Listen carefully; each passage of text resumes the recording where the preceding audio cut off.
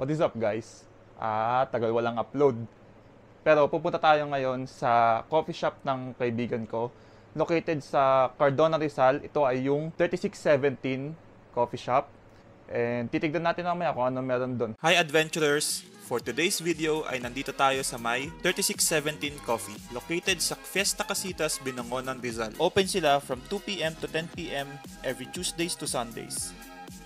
Pwede nyo din i-Google Maps at makikita nyo agad ang exact location. Big shoutout nga pala kay Tita at sa tropa kong si Joseph. Salamat sa pag-invite. Anniversary nga pala nila ngayon at may mga freebies sa event. Kaso gabi na kami nakapunta, di na kami umabot sa mga freebies. At sa acoustic banda lang kami umabot. At sobrang affordable nga ng menu nila dito. And take note guys, yung mga pastry and pasta nila, lahat yan homemade or own recipe ng owners. At maraming choices ang menu nila, from drinks, to coffees, to pasta and rice meals, and desserts.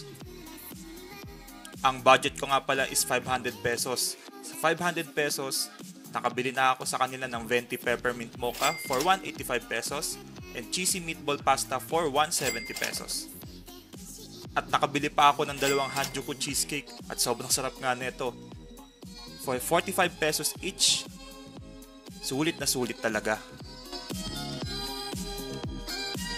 So, kasyang-kasya talaga ang 500 pesos mo dito.